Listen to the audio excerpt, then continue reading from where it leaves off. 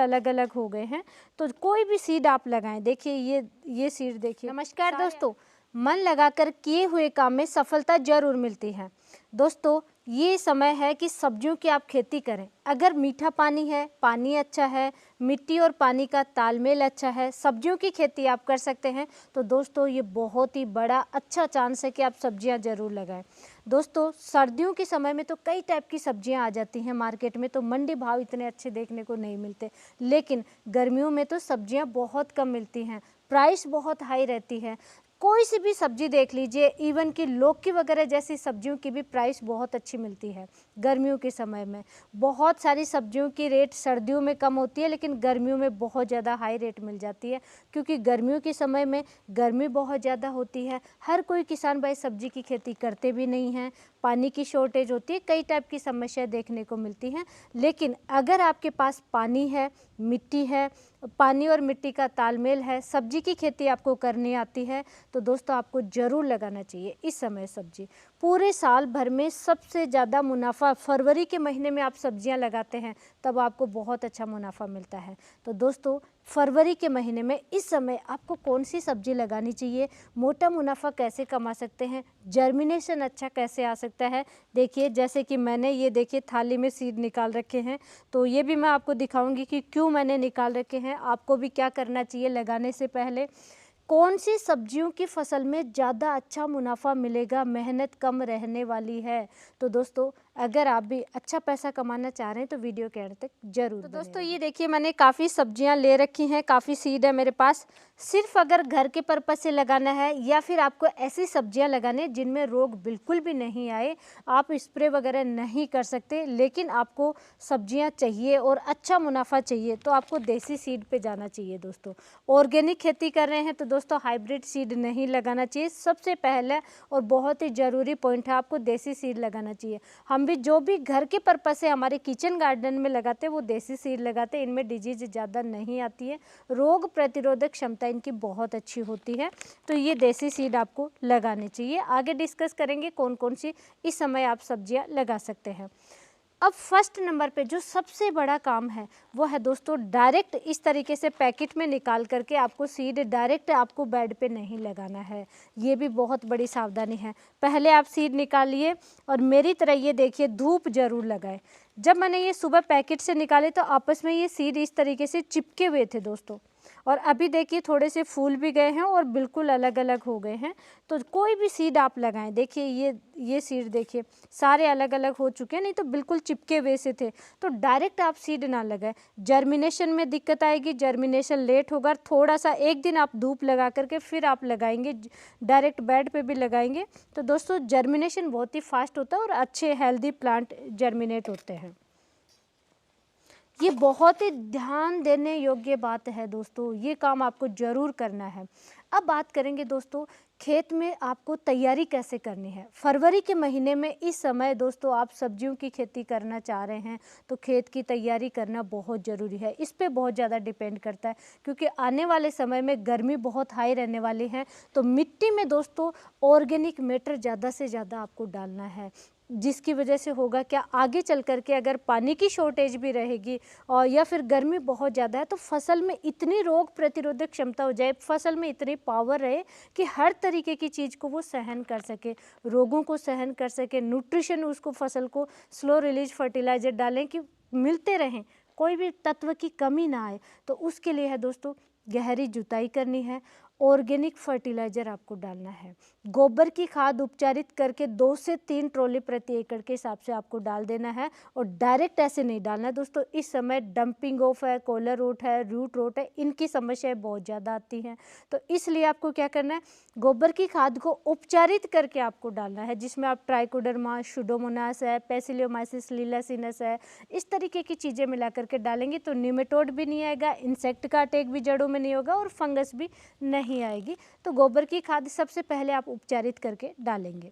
उसके बाद में दोस्तों रासायनिक फर्टिलाइज़र यानी बेसल डोज की हम बात करेंगे तो बेसल डोज में दोस्तों सबसे पहला पॉइंट है नीम खली आपको ज़रूर लेना है, जिससे कि इंसेक्ट वगैरह कई टाइप के अटैक नहीं होंगे और फसल बहुत ही हेल्दी रहेगी। नीम खली आपको 50 केजी प्रति एकड़ के हिसाब से लेना है। साथ ही दोस्तों DAP 1 बैग ले सकते हैं, SSP 1 बैग ले सकते हैं, NPK ले रहे हैं तो फिर NPK के एक साथ ही आप 2 बैग ले सकते हैं, जैसे कि NPK 12-32-16 है, NPK अभी 16-16 भी दानेदार फॉर्म में आ रहा है, NPK 19-19 भी दानेदार फॉर्म में आ रहा है। तो जो भी दानेदार फॉर्म में मिल रहा है वो आप ले सकते हैं। SSP और DAP आप ले रहे हैं तो साथ में यूरिया जरूर ले लें 20 से 25 केजी, और पोटाश जरूर डालना है दोस्तों। पोटाश 25 केजी प्रति एकड़ के हिसाब से जो भी सब्जियों की फसल लगा रहे हैं इनमें पोटाश जरूर डालना है दोस्तों, ताकि फसल में रोग प्रतिरोधक क्षमता शुरू से ही बहुत अच्छी हो जाए, फसल हेल्दी रहे आपकी। सब्जियों की फसल में भी दोस्तों बेंटोनाइट सल्फर भी आपको जरूर डालना है 10 से 12 केजी प्रति एकड़ के हिसाब से। ये है कंप्लीट बेसल डोज। साथ में आप ऑर्गेनिक फर्टिलाइजर में जैसे कि फुल्विक एसिड प्रति एकड़ के हिसाब से 1 केजी ले सकते हैं, शुद्ध फुल्विक एसिड आपको डालना चाहिए। और साथ ही सीविड फर्टिलाइजर बिल्कुल नहीं भूलना है दोस्तों, प्रीमियम क्वालिटी वाला जो पाउडर फॉर्म में आता है वो इनके साथ में मिला करके डाल देना।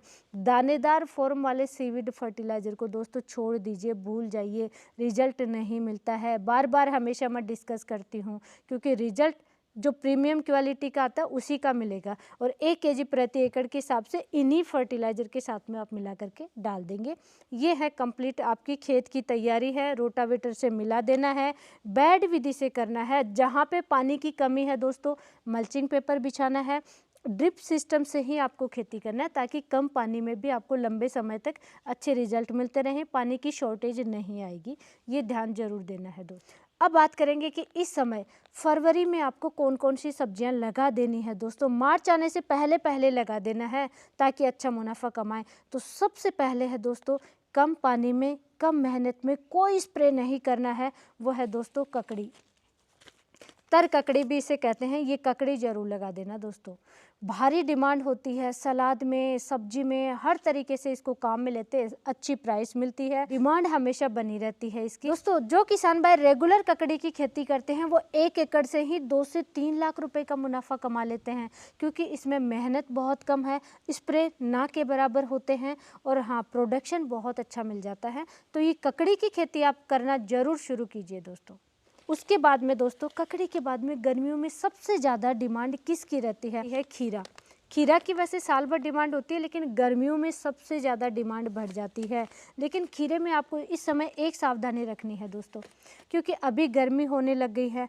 अगर आपको खीरे में लंबे समय तक गर्मियों में प्रोडक्शन चाहिए तो फिर खीरे की बेल को ऊपर चढ़ा करके आप लगाएं। नेट हाउस पॉली हाउस का ऑप्शन है तो खीरा ज़रूर लगा दे दोस्तों, लेकिन आपको बिल्कुल बेल को फैला करके नहीं लगाना। आपको ऊपर मचान विधि से खेती करते बेल को चढ़ा करके लगाते, उस तरीके से आपको करना है। लंबे समय तक प्रोडक्शन मिलता रहेगा, गर्मी का इफेक्ट नहीं होगा दोस्तों, रोग कीट कम आएंगे और मुनाफा खीरे में इस समय पूरे साल भर में सबसे ज़्यादा प्राइस गर्मियों में अच्छी रहती है, तो इसको आप ज़रूर लगा लें। 3rd नंबर पे दोस्तों गर्मियों में आप ये देखिए लिमिटेड सब्जियां आती हैं। तो गर्मियों में अक्सर मैंने देखा है कि गंवार फली की प्राइस बहुत अच्छी मिलती है, गंवार फली आप ज़रूर लगाएं दोस्तों। फली में कई टाइप की वैरायटी आती है, जैसे गर्मियों में आप बीन्स वगैरह लगा सकते हैं, गंवार फली लगा सकते हैं, इनमें भी अलग अलग वेराइटियाँ आती हैं। तो आपके एरिया में किस टाइप की डिमांड ज़्यादा अच्छी रहती है, आपकी मंडी में किसकी प्राइस अच्छी मिलती है, इस फसल को आप ज़रूर लगाएं। इसमें भी ना के बराबर स्प्रे होता है, और ये जो खेती करते हैं किसान भाई वो कंटिन्यू फिर इसी की खेती करते हैं लार्ज स्केल में, क्योंकि उनको मुनाफा बहुत अच्छा मिलता है। तो आप फली की खेती ज़रूर करें, विशेष तौर से गंवार फली आप ज़रूर लगाएं। सर्दियों में टमाटर की प्राइस इतनी अच्छी नहीं होती, लेकिन गर्मियों में टमाटर की प्राइस बहुत अच्छी होती है। और गर्मियों में भी दोस्तों आप 2-3 टाइप के टमाटर लगाइए, जैसे कि आप गोल वाले हैं, थोड़े से खट्टे आते हैं, थोड़े गोलाकार आते हैं, अलग अलग वेराइटियों पे जा सकते हैं दोस्तों। कम कम दूरी में लगाइए, लेकिन अलग अलग टाइप के टमाटर लगाइए। टमाटर गर्मियों के लिए बहुत ही ज़रूरी है, और ये लास्ट समय है दोस्तों, फिर बहुत तेज़ जैसे बहुत ज़्यादा गर्मी होने लग जाएगी मई जून में, तो उस समय दोस्तों फल सेट में दिक्कत आती है टमाटर में, ये बड़ी समस्या है। तो ये बेस्ट समय है, इसी समय आप लगाएं। इसके बाद में फरवरी मार्च के बाद में आप टमाटर ना लगाएं। वैसे ही दोस्तों जैसे सेम टमाटर की खेती होती है वैसे ही मिर्च की खेती भी होती है दोस्तों। मिर्च में भी केवल एक वैरायटी पे नहीं जाना, जहाँ पे पतली पतली और छोटी मिर्च चलती है, जैसे महाराष्ट्र में बहुत ही पतली और छोटी मिर्च चलती है, तो वहीं पे थोड़ी सी बड़ी और लंबी मिर्च आप ज़रूर लगा लीजिए। 2 वैरायटियों पे जाना है। और मिर्च में भी दोस्तों अक्सर मैंने कुछ किसान भाइयों को देखा है, जैसे कि आज उन्होंने कोई एक वैरायटी लगाई, उसके 20 दिन 25 दिन बाद में दूसरी वैरायटी लगाएंगे, तो वो गैप हो गया, कभी प्राइस अप रहते हैं कभी प्राइस डाउन रहती है। कुल मिलाकर के उनको बहुत अच्छा मुनाफा मिलता है, मुनाफा अच्छा कमा जाते हैं। तो मिर्च की खेती अगर आप कंटिन्यू सब्जियों की खेती करें तो मिर्च में भी आप थोड़ा सा अलग करके खेती ज़रूर करें।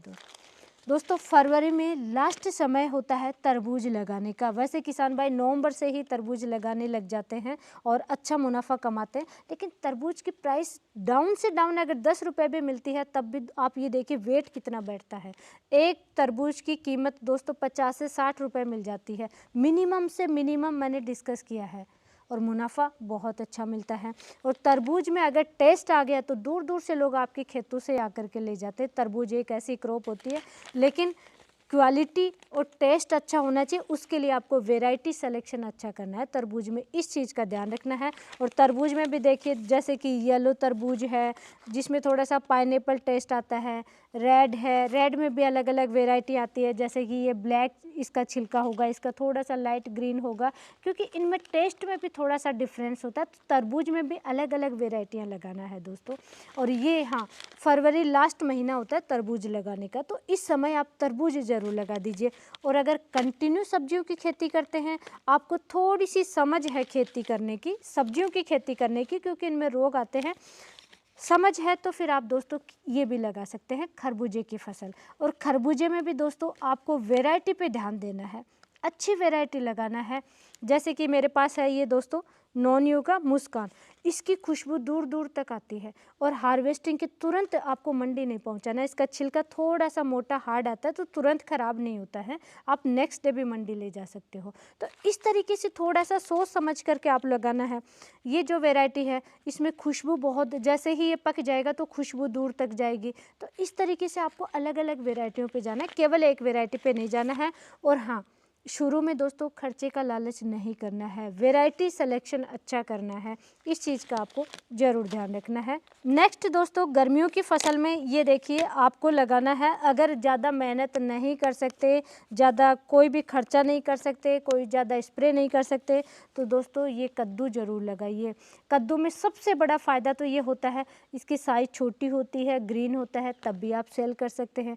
प्राइस डाउन है तो ये जब येलो कलर का हो जाए, साइज बड़ी हो जाए, तब भी 5 केजी तक हो जाए, तब भी आप इसको सेल कर सकते हैं। जब आपको अच्छी रेट मिल रही है तब मार्केट में सेल कीजिए, ये इस कद्दू की सबसे बड़ी खासियत है। और इसीलिए इसमें कभी भी नुकसान, कद्दू में कभी भी नुकसान नहीं जाता है। और कद्दू जैसी ही दोस्तों गर्मियों में जो भारी डिमांड होती है वो है दोस्तों लौकी।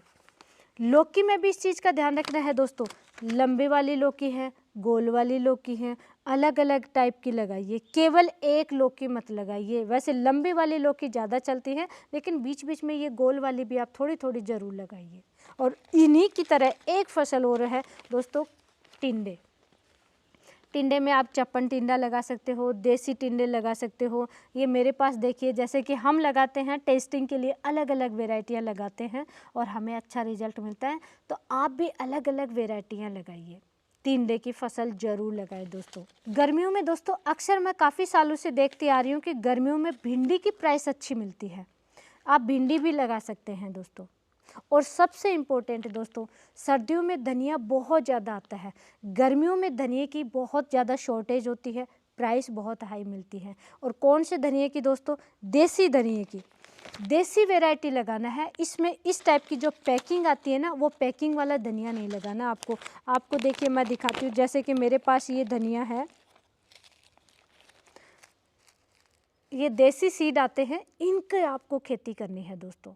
कुछ दूरी में कीजिए, इनमें खुशबू सीड में बहुत अच्छी खुशबू आ रही, तो लगाने के बाद में जब ये बड़ा होता है तो बहुत अच्छी खुशबू आती है, दूर तक आती है और मंडी में आपको प्राइस बहुत अच्छी मिलेगी। तो धनिया आपको ज़रूर लगाना ही लगाना है। आप कोई भी खेती करें, कम से कम 2 से 3 बेड आप धनिया ज़रूर लगा लें। ज़्यादा गर्मी होगी, जैसे मई जून वगैरह है, अप्रैल से गर्मी शुरू हो जाती है, उस समय जर्मिनेशन में दिक्कत आती है, तो आप अभी लगा लीजिए धनिया। और दोस्तों, एक किसान भाई मेरी नज़र में है जिनको अक्सर मैंने देखा है कि पूरी साल भर सिर्फ धनिया की खेती करते हैं, देसी धनिया लगाते हैं। उनकी आय का मुख्य संसाधन ही धनिया है। धनिया की खेती करते हैं पूरी साल भर और बहुत अच्छा प्रॉफिट कमाते हैं, अच्छे संपन्न किसान हैं। तो दोस्तों, धनिया आपको ऐसी फसलें ज़रूर लगा लेनी है। और दोस्तों, ये आप लास्ट समय है फरवरी में, फटाफट सब्जियां लगाइए। इनमें से आपने कौन सी फसलें लगा ली हैं या आने वाले समय में लगाने वाले हैं, फटाफट कमेंट करके ज़रूर बताइए। और ऐसी ही नॉलेजफुल जानकारी के लिए वीडियो को लाइक कीजिए, ज़्यादा से ज़्यादा शेयर कीजिए। धन्यवाद।